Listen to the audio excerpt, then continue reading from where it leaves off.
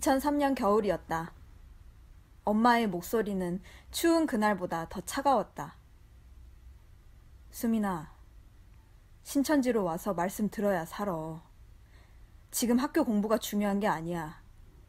계시의 시대가 열렸는데 지금 이 말씀 듣지 않고 거부하면 지옥밖에 없어. 수민은 순종적인 사람은 아니었다. 그런데도 엄마의 말을 듣고 자기 발로 신학원에 가지 않을 수가 없었다. 지금 이 시대에 신천지 말씀을 듣지 않으면 구원받지 못하고 지옥에 간다니 두려웠다.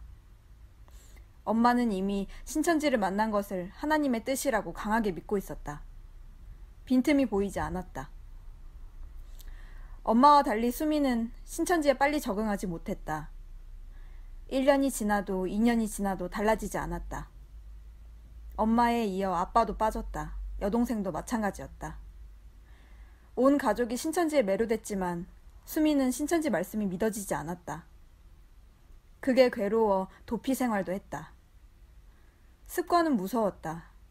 모태 신앙인이라 어딜 가든 주일 성수는 해야겠다 생각했고 그렇다고 기성교회를 다닐 수는 없는 상태였다. 이곳저곳 도피 생활을 하는 곳에서조차 결국은 신천지 지교회를 출석했다. 기계처럼 재수강을 하다가 한 강사를 만나면서 수민은 크게 깨달음을 얻었다. 머릿속에서만 겉돌던 신천지 교리가 재조합이 되면서 가슴이 뻥 뚫리는 느낌이 들었다. 신천지 교리를 되풀이해서 배운 지 3년째에 접어들어서였다. 새 언약의 사자, 약속의 목자를 붙들고 이 시대를 달려 역사를 이루어야만 한다는 사명감이 3년째가 됐을 때 비로소 움텄다. 이때부터 수민은 미친 듯이 달리기 시작했다. 청년구역장부터 시작해 부서 전도팀장, 전도교육 교관, 교회 전도대, 총회 사무실, 센터 전도사까지 20대 수민의 청춘은 신천지의 송두리째 바쳐졌다. 대학생일 때는 아침에 일어난 시간부터 밤에 잠잔 시간까지 스케줄표를 짜서 구역장에게 제출했다. 1인 4역, 5역의 생활을 했다. 교회에 상주했고 직장이 끝나면 바로 복음방으로 출근하다시피 했다. 제대로 밥을 먹을 시간이 없어 빵으로 간단히 끼니를 때우는 경우가 허다했다. 수민은 스스로를 정신무장을 철저히 했다. 하나님의 나라를 이룬 이때, 이 땅에서 사회 곳곳에 들어가 독립투사들이 투쟁을 하듯 하나님 나라를 이루기 위해 살아가는 투사라고 스스로를 다잡았다.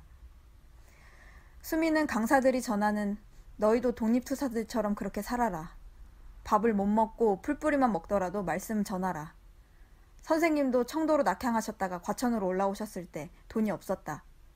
그때 풀뿌리만 캐서 먹더라도 이 말씀은 전해야 한다는 사명감으로 전하셨다. 는 말씀을 가슴에 새겼다. 김밥 한 줄로 버티는 것쯤은 우습게 생각했다. 교주는 메시지를 하며 피맺힌이라는 표현을 자주 썼다. 이 땅에 하나님의 나라를 이뤄야 하는데 그것을 빼앗겼기 때문에 하나님께 피맺힌 한이 있다는 것이었다. 신천지 신도들은 그 나라를 다시 찾아 하나님의 한을 풀기 위해 목숨을 거는 독립투사라는 정신무장이 돼 있었다. 센터에서 전도사를 할 때는 24시간 비상체제였다. 섭외자가 센터에 들어오면 그를 관리하는 인도자로부터 늘 보고를 받았다. 밤 늦은 시각, 인도자로부터 섭외자에게서 이상한 낌새가 있다는 말을 들으면 즉각 움직였다. 신천지를 비난하는, 즉 인터넷에서 떠도는 독을 다 먹고 나면 돌이킬 수가 없으니 아는 즉시 이상한 낌새를 채면 즉각 보고하라는 게 인도자들에게 각인이 돼 있었다. 인도자가 즉각 문제가 생겼다고 담당 전도사에게 보고하면 수민은 밤낮을 가리지 않고 바로 출동했다. 섭외자의 집 앞에 대기하며 얼굴 한 번이라도 보고 얘기하자고, 말씀에서 어긋난 게 있으면 내게도 알려달라고, 한 번만 만나달라고 애걸하다시피 했다. 그렇게 해서라도 한 영혼이라도 빠져나가지 못하도록 지켜야 한다는 사명에 불탔다. 지파별로 전도 인원을 보고하고 모두 실적을 올리는데 실적이 좋지 않으면 담임 강사가 큰 창피를 당하고 벌을 받고 총회장에게 꾸지람을 듣는 시스템이었다. 항상 지파별로 1등을 하기 위해 이달의 목표 전도 할당량을 채워야 했으며 그러기 위해서는 센터에 들어온 인원 또한 놓치면 안 됐다. 그러다 보니 신천지 안에서 그렇게 사명으로 죽고 못 사는 사이 같으면서도 실제로는 같은 동지들과 속마음 털어놓으며 서로 교제를 나눌 시간은 없었다. 모두가 어쩔 수 없는 상황인 걸 이해해줬다. 이걸 이해 못하고 서운해하면 금세 섭섭막이 들어갔다. 섭섭병 생겼다는 비난을 감수해야 했다. 잠을 자는 순간에도 포교 대상자를 미혹하기 위한 모략을 짰다. 전도 안 하면 염소라는 소리를 듣기는 죽어도 싫었다. 추수꾼 전도를 한창 진행하던 시절에는 추수할 교회로 들어가서 신도인 척 생활했다. 경기도 분당의 유명한 교회 청년부에서 생활한 적도 있다. 당시 신천지는 주일 정규 집회를 오후 3시에 진행했다. 오전까지 다른 교회에서 추수활동을 하라는 의미였다. 성도의 대부분이 추수꾼으로 추수박 교회를 정해 나갔다. 오전에 정통교회에서 예배를 드리고 오후엔 신천지로 가서 추수꾼 보고서를 작성했다. 목사님의 설교 본문과 설교 내용을 써냈다. 그리고 교리적으로 틀렸다고 생각되는 부분도 써냈다. 보고서를 작성하기 위해 주일 오전 예배를 드릴 때면 목사님의 설교를 꼼꼼히 받아 적었다. 이를 본 정통교회 신도들은 정말 말씀에 대한 열정이 뜨겁다고 수민을 오해했다. 신천지에서 생활하며 수민은 갈수록 거짓말 제조기가 돼간다는 생각에 괴로웠다. 신천지라는 걸 숨기고 효과적으로 포교하기 위해 늘 모략을 꾸며야 했다. 아무나 포교하지 않고 월, 화, 목, 금, 주 4회를 기본적으로 신천지 센터에서 성경 공부를 할 수 있는 사람은 누군지, 신천지의 누구와 나이, 취미, 관심사가 맞을지 연결해줄 생각을 잠자면서도 했다.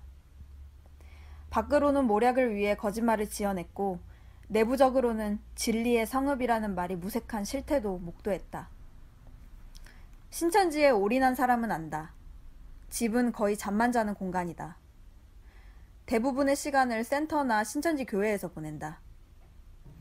아무리 스타일이 맞지 않고 원수 같던 강사와도 미운정, 고운정이 드는 생활이다. 어차피 강사가 되면 집에 거의 들어가지 못했다. 일반적인 의미의 가정생활과 결혼생활이 불가능했다. 성폭행 사건이 발생하는 경우도 있었다. 전도특공대로 A 지역으로 와 있던 강사가 그 지역의 자매를 몰래 사귀었는데 슬쩍 본인의 욕구만 채우고 헤어지자고 요구해왔다. 이 자매는 혼인빙자 간음죄가 아니냐고 문제를 제기했고 결국 사안은 집화장에게까지 올라갔다. 평소 자매를 부모님처럼 돌봐주던 집화장이었기에 최소 근신이나 큰 질책이 있으리라 기대했지만 강사는 다른 지역으로 발령나는 것으로 마무리가 됐고 그 뒤로도 그 사건은 그 강사의 신천지 활동엔 아무런 영향을 주지 않았고 묻혔다. 신천지에서 가장 자랑스럽게 생각한다는 요한계시록의 실상은 사실 이만희 교주 자신이 싫어하는 것도 알았다. 신천지 실상의 인물인 유모 씨가 웨스트민스터 신학교에 유학을 가지 않았다는 사건이 가장 수민에겐 충격이었다. 신천지 발전사에도 나와 있는 얘기다. 유 씨가 웨스터민스터 신학교에 가서 사진을 찍은 모습이라는 게 신천지의 발전사 44페이지에 나왔다. 바로 알자 신천지 카페에서 이 문제가 제기됐다. 웨스트민스터 신학원에 유 씨라는 이름을 가진 유학생이 없었다는 지적이었다. 그렇게 되면 실상이 틀어지게 된다. 수민의 친구들이 본부에서 서로 허심탄회하게 말했다. 실상이 틀릴 리 없다고 생각했던 한 친구가 야, 우리 중에도 영어 잘하는 사람이 있는데 뭐가 걱정이냐? 우리가 직접 알아보자.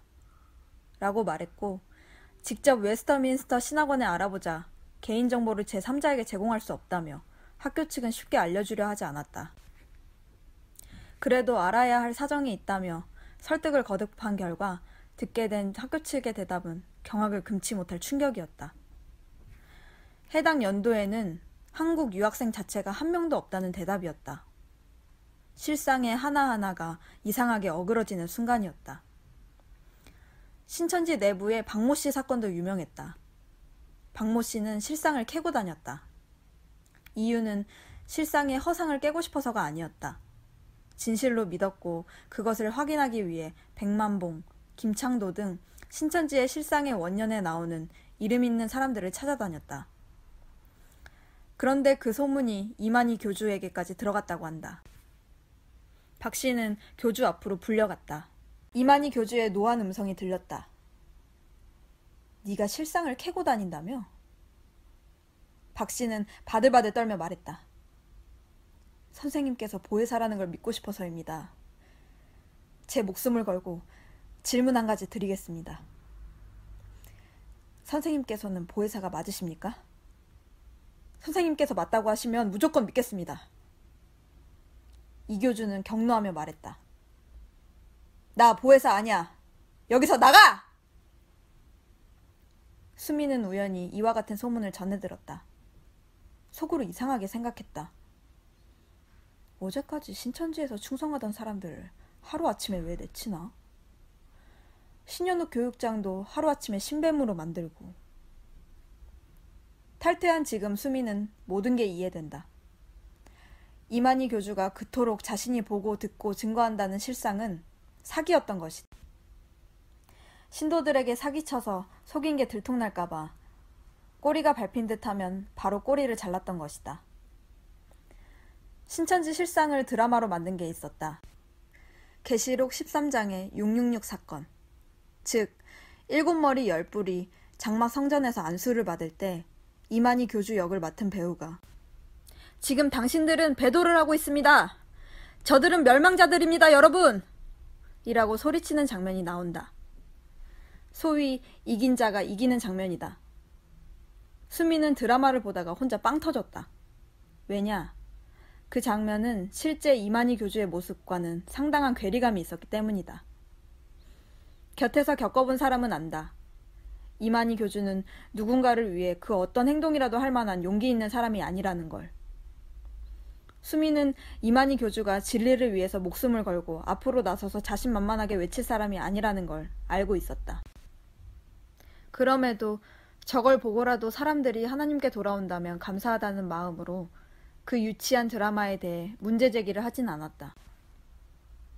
새신자들이 이만희 총회장의 실제 성격을 알아봤자 신천지 믿음을 갖는 데는 도움 하나 되지 않을 것을 염려하는 마음마저 들었기 때문이다. 수미는 결혼 후 아이를 임신했다. 신천지 신도들에게서 돌아오는 말은 무언의 비아냥, 압박이었다. 그들이 진심 어린 축하를 할 수 없다는 걸 수미는 그 누구보다 잘 알고 있었다. 신천지인들은 겉으로는 수민 전도사 임신했네? 라며 축하의 말을 던졌지만 그들은 하나님의 역사가 얼마 안 남았는데 사명하기도 바쁜데 라며 애둘러 볼멘 소리를 하곤 했다. 아이를 낳았다. 집에서 아이를 키우며 수민의 마음에 점점 균열이 가기 시작했다. 청년 때는 잘 몰랐다. 자신이 자라온 가정이 정상이 아니란 걸. 결혼을 하고 가정을 이루고 아이를 낳고 키우면서 인정하지 않을 수 없었다. 신천지에 일찌감치 빠진 부모는 수민의 가정을 정상으로 만들어가지 못했다. 늘 신천지 떠나면 지옥이라는 얘기. 신천지 교회에 나가지 않을 때에 비로소 수민에게 무슨 문제가 생겼는지 묻는 부모. 학교 공부보다 신천지가 우선이고 총회 본부에 대한 충성을 하고 이만희 교주의 인정을 받는 게 무슨 성공한 사람이 되는 것이냐 여기는 분위기. 수미는 자신의 부모조차 자신을 구역장이나 강사가 신천지 교인 통제하듯 관리했을 뿐 진정한 부모로서 사랑한 게 아니었다고 회상한다. 신도들에 대한 통제 시스템이 결국 34년 동안 종교 사기 조직을 유지하는 데 필요했다는 건 수민도 인정한다. 그러나 수민은 자기 자식에게만큼은 통제 시스템에 가두고 14만 4천 명을 만드는 데 올인하고 똑같이 사기 포교를 위해 거짓말 제조기가 되도록 하는 것은 허락할 수 없었다. 어느 날이었다. 어린이집 공개 수업이 있어서 수민은 참여했다. 어린이들과 놀던 중 중간중간 수민의 말 못하는 어린 아들은 신천지가를 흥얼거렸다. 수민은 견딜 수가 없었고 나가야겠다고 생각했다. 그런데 신천지를 나간다는 건 단순한 게 아니었다.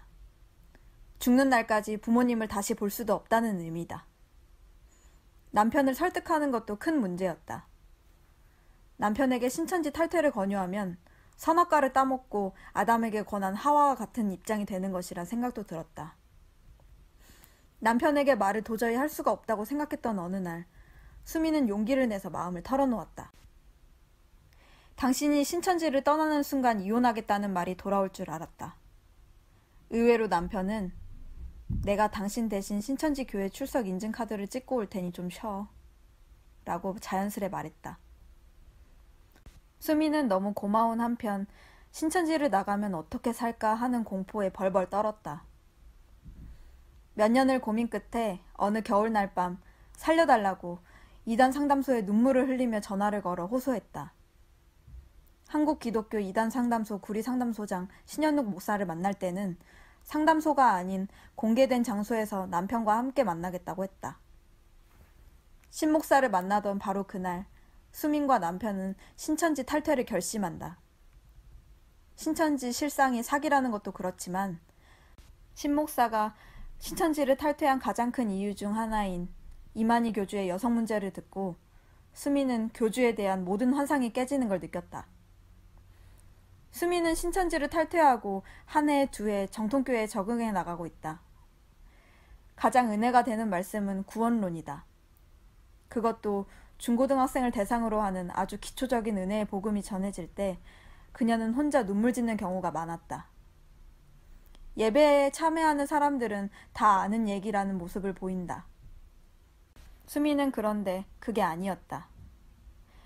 예수 그리스도께서 어제나 오늘이나 영원토록 동일하신 우리의 구원자라는 복음은 그녀에게 이토록 많은 눈물이 있었나 할 정도로 눈물 짓게 만들었다. 그런 그녀는 몇 달 전 경기도의 어떤 지역에서 사이버 과학축제에 참석했다가 아연실색하게 됐다. 아들의 과학숙제를 하기 위해 그녀도 이 축제에 참여했다. 가는 길목 안내하는 스태프 중에 신천지 신도들이 언뜻 눈에 띄었다. 설마 했던 생각은 축제 장소 안에서 경악으로 바뀌었다. 한 부스에서 신천지 교인은 물론 신천지 정보통신부에 속한 고위 관계자가 봉사자들을 진두지휘하고 있었다. 이만희 교주가 예전에 했던 말이 생각났다. 그는 사회 각계각층 모든 곳에 가서 빛과 소금이 되라고 말했다. 그 말대로 신천지인들은 관공서의 각종 행사, 사회봉사, 특히 언론사 등에 퍼져가기 시작했다. 그들은 각계각층으로 퍼져가며 해야 할 일이 있었다. 신천지가 수세에 몰리거나 공격당할 때 자신이 있는 그 자리에서 음향으로 측면 지원해주는 역할이다. 추수꾼 포교는 신천지 신도들이 발이 닳도록 하고 있다. 그런데 사회에서 고위직이나 엘리트층에 있는 사람들은 사회 각계각층으로 나가 신천지 종교색을 드러내지 않고 조용히 퍼져가는 역할에 전념한다. 심지어 각 언론사의 기자로 침투한 신도들은 신천지 총회 등록에서 이름을 빼기까지 한다. 경찰이지만 조폭 조직에 들어가 조폭 두목까지 됐던 영화 신세계처럼. 교적까지 지우고 결정적일 때 신천지를 위해 일해줄 사람들을 사회 각계각층으로 퍼뜨리고 그들은 신분을 철저히 감추며 활동하고 있다. 신천지 없으면 나라가 돌아가지 않고 사회봉사가 되지 않을 정도로 깊숙이 관여하는 것. 싫어도 어쩔 수 없이 신천지를 함께 끼고 가야 하는 사회구조를 만드는 게 그들의 목표였다. 수미는 그곳을 나왔지만 초등학교 아들의 숙제를 하기 위해 찾아간 지방자치단체의 축제의 한마당에서 종횡무진 활약하고 다니는 신천지 교인들을 목도하는 시대를 살고 있다.